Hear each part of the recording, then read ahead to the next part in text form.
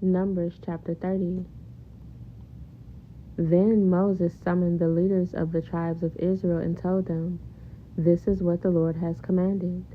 A man who makes a vow to the Lord or makes a pledge under oath must never break it. He must do exactly what he said he would do.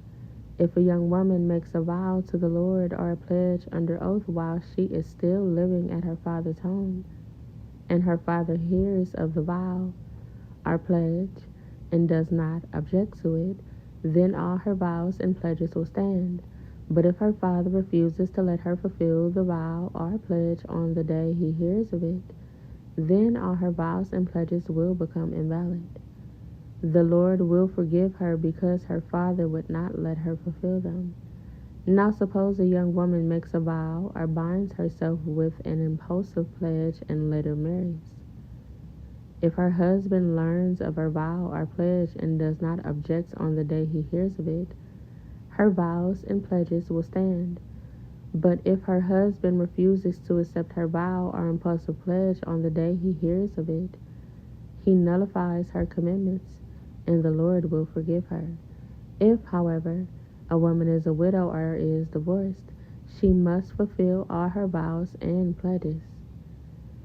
But suppose a woman is married and living in her husband's home when she makes a vow or binds herself with a pledge.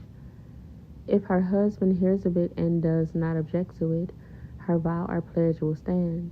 But if her husband refuses to accept it on the day he hears of it, her vow or pledge will be nullified, and the Lord will forgive her. So her husband may either confirm or nullify any vows or pledges she makes to deny herself. But if he does not object on the day he hears of it, then he is agreeing to all her vows and pledges. If he waits more than a day and then tries to nullify a vow or pledge, he will be punished for her guilt.